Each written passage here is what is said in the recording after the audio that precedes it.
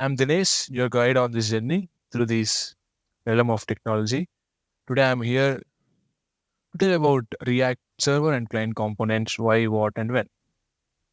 So basically, I would be able to demonstrate what is React client and server component with a story.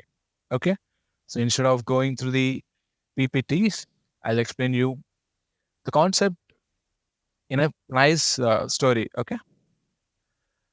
The title says of the story is React versus Next. So in this story, we're going to have two kings in which they're gonna discuss about their powers. Okay, how one king, how for example we have React one king and Next.js a king. So they have their own powers in the world of web development. In this way, the story is going to start. Fine. As usual, every story starts with this line: "Once upon a time." So there's a king lived called React in the world of web development, where there are many web developers. There's a king called React with enormous powers such as client side rendering, creating dynamic components and also reusable components. These are the powers of React king. One day, one day, another king named Next.js was emerged from the king called React. So this Next.js have some of the features in which every developer in the world of web development started using those features instead of the React king features. Fine. So the React king was surprised and he was very curious to know what are those features which the Next.js came up with. And the React king immediately asked his ministers to invite the Next.js king to someone in front of him and also to ask him to demonstrate his new features, whatever he has, in which every people in the world of web development are using those features. Fine. Next king arrived at the king's place. Next king came to the king's place with all the powers which he have and ready to demonstrate the powers in front of React king. So here is the thing here. Next.js, as I said, it's a king, right? He has many powers. Next.js have powers such as server-side rendering, you know, in which it renders components at server itself and then sends the generated HTML to the client. Okay, what used to be there before these powers, before Next introduced these powers, what used to be the usual behavior, right? So usually when we create an application using the powers of React King, we'll be having all the JavaScript bundle and empty HTML page we'll be getting from the server. Initially, we'll be getting empty HTML page and then we'll be getting JavaScript bundles from the server, huge JavaScript bundles, whatever you have written. So then later at the client side, this JavaScript bundles gets executed and also, uh, you know, the JavaScript bundle gets executed and add this HTML code or JavaScript code, whatever the client has executed, it adds those HTML pieces of HTML into the empty HTML page which we have received from the server. So by this behavior, we had a problem. Initially, we can see there is no content in the HTML page. Until unless JavaScript files gets executed by the browser, you can't see anything on the HTML file. So because of this problem, the web crawlers or web bots, whatever we have on browsers, cannot find anything inside the HTML page. So this is very bad performance or bad way if you are trying to add any SEO optimization to your web page. And also there would be a lot of overload on your client browser by running all the JavaScript bundles at a time. To solve this issue, Next King has came up with some new powers, which is known as server-side rendering, in which half of your page content, which is static and which can be rendered at the server side, in which no client APIs are not required, client-side browser APIs are not required, those content is generated at server itself. Next says what it does, server component, whatever it wants to create or send to the client side, it generates a HTML page, static HTML page, and sends this static HTML page to the client side. This static HTML page will also have some script tags, JavaScript references. At the client side, rendering the static HTML page and also taking the script tags will hydrate the HTML page in which user can able to interact on the HTML page. This is the main feature which Next King came up with. Fine. So let's just take an example. I do have a page here and I have components in my page, right? So in Next.js, what we do, we separate the components. We separate the components into two categories. We separate the components into two categories such as client-side components and server-side components, right? So how do we distinguish between the client-side component and server-side components when we create? So we use this derivative called useClient. So whatever component you want to render at the client side, you add this useClient derivative at the top of that file, and remaining files will be treated as a server component. Okay. How this works actually? Thing is how the server component works, how it is, how it is generating the HTML page, and how the client side is, hydrating itself and making the page interactive. This is the main concept here. So there is a concept called RSC payload. This RSC payload is something which server sends to the client, and the client uses this RSC payload to generate or to render the HTML which it received from the server side.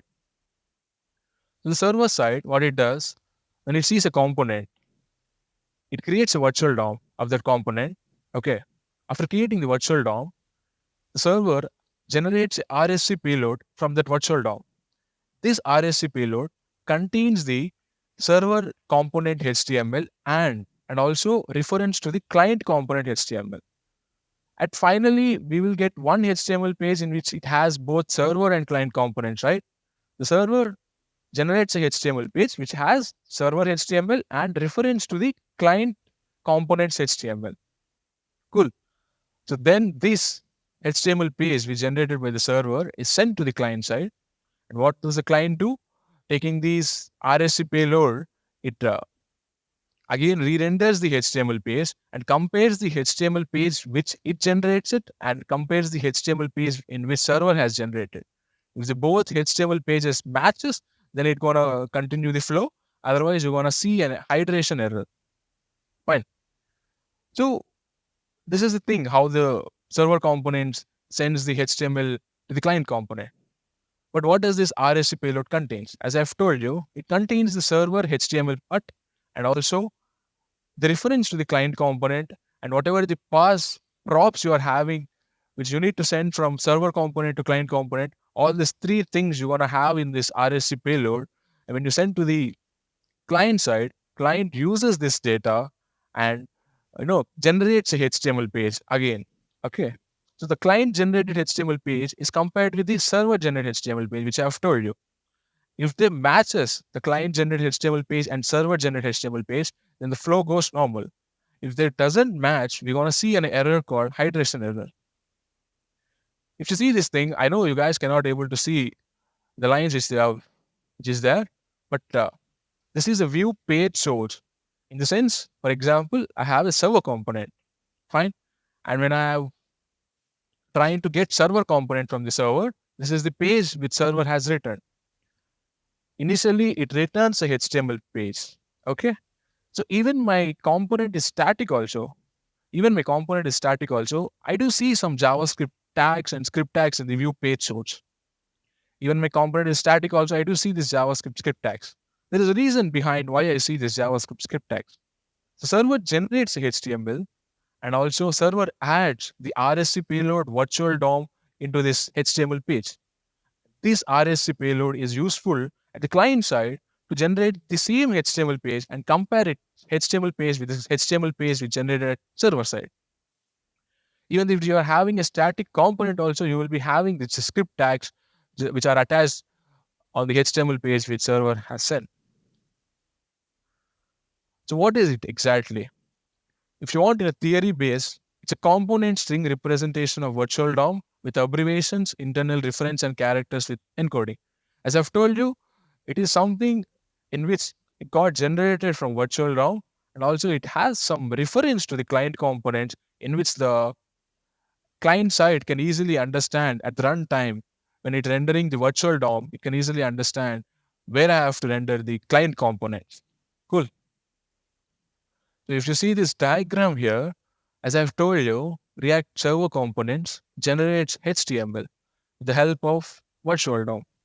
The first thing, remember the 3 steps here. Whenever you want to render something at the server side, server generates a virtual DOM, okay? And from that virtual DOM, it creates a static HTML page. Cool. And this static HTML page is sent to the client side. Client again generates a one more HTML page, initial HTML page, and compares with the HTML page which is generated by the server. If the both are matching, then the flow goes normal.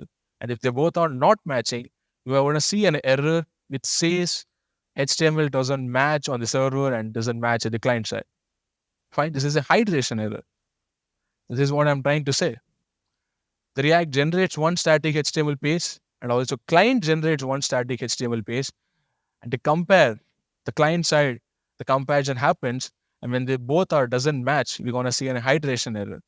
Fine. So I'll give an example.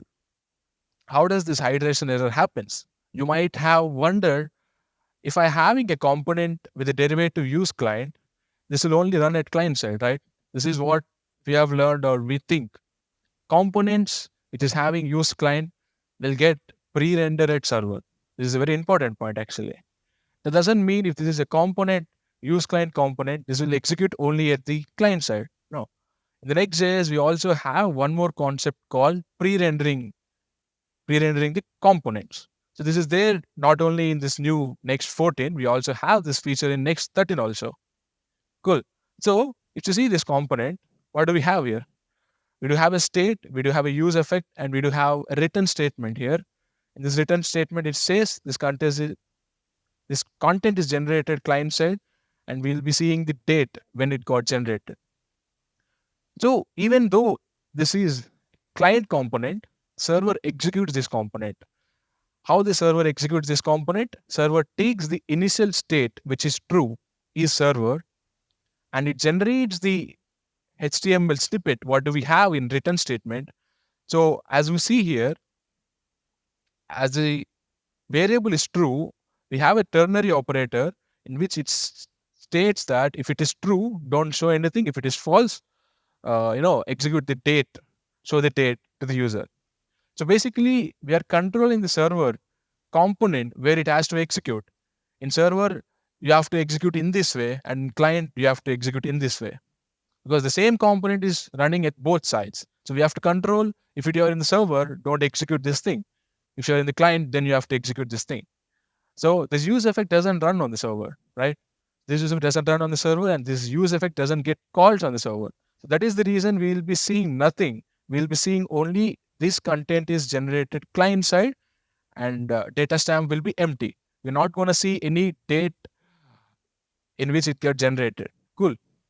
So this is the HTML in which server generates, and when the component on the static HTML is sent to the client side, client re-renders this component.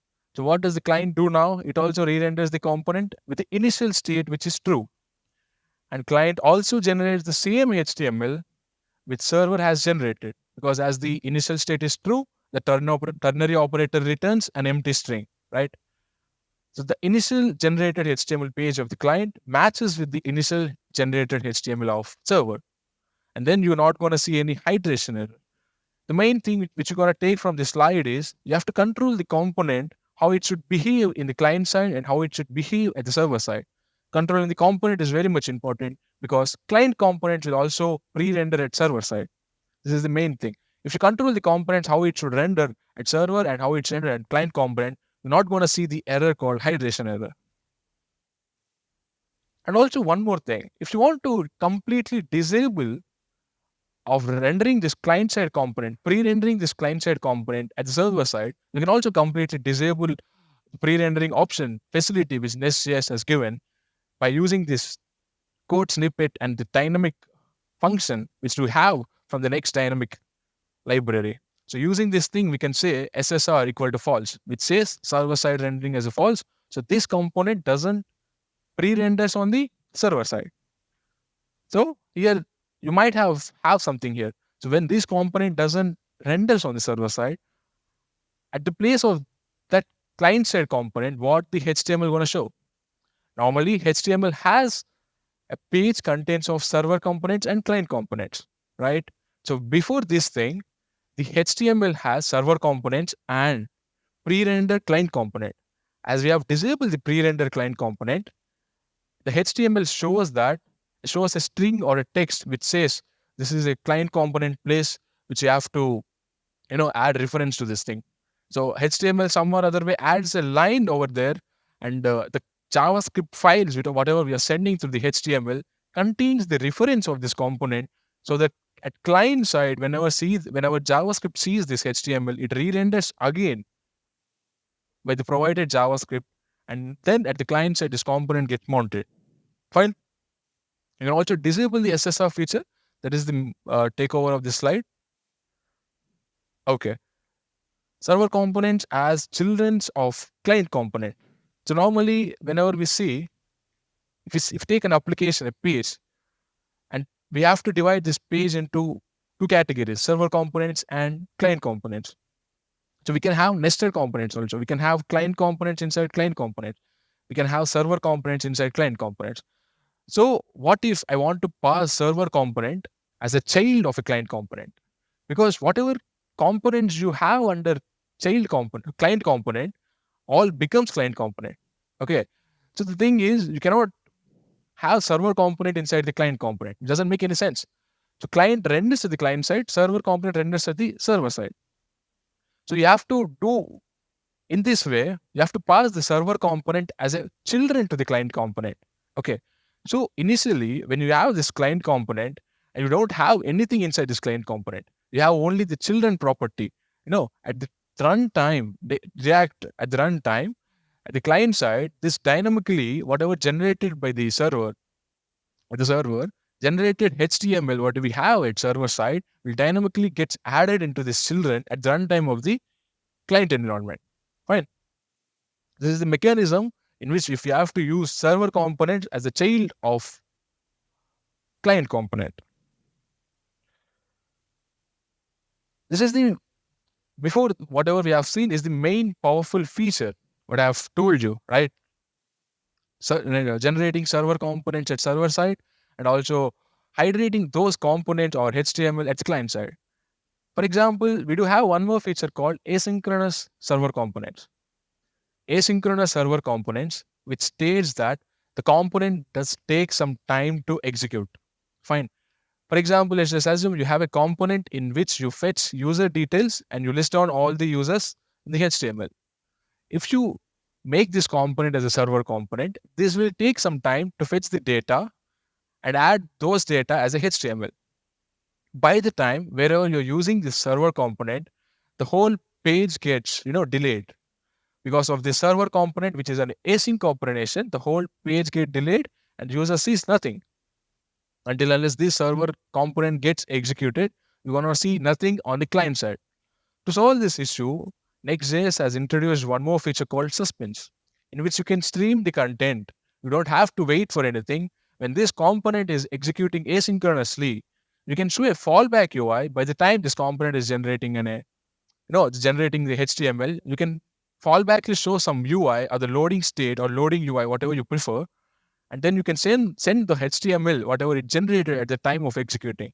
So when this is executing, server doesn't wait and generates a HTML with the fallback UI and components which are under this server component. Okay. So next, React at the client side, it has something to show. It has a loading state to show. It has the children of the server components to show. By the time when this gets executed, when the request is done, Next.js adds this to the HTML and sends again to the client side.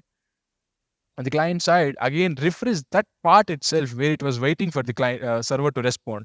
So in this way, we can able to add these asynchronous server components in our application.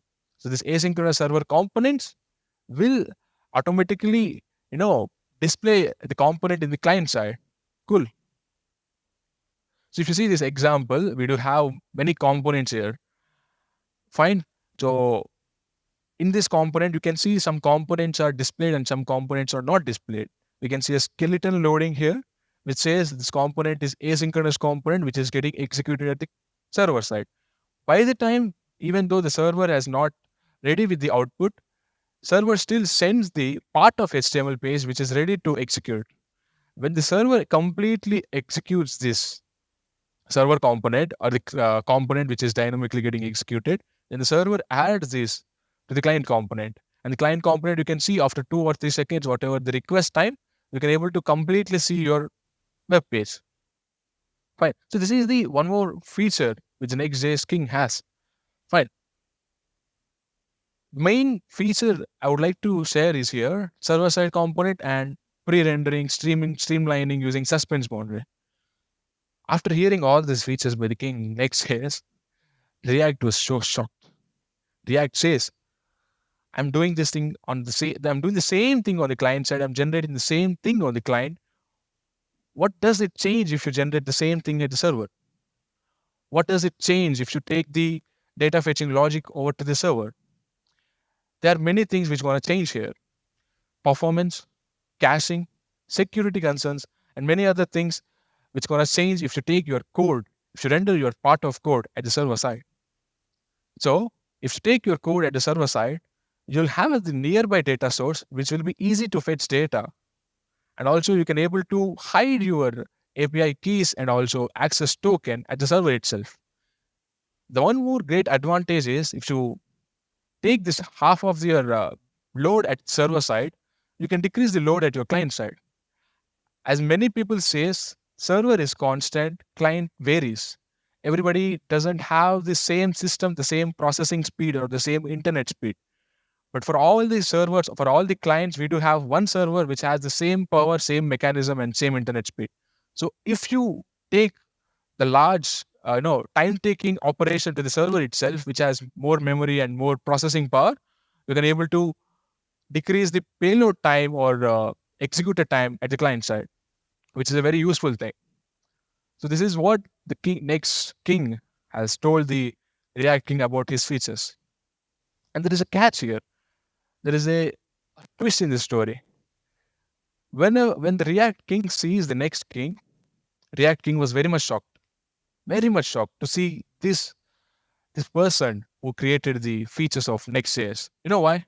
Why React shocked by seeing the Next.js? Because the concept of React was developed by both of these kings.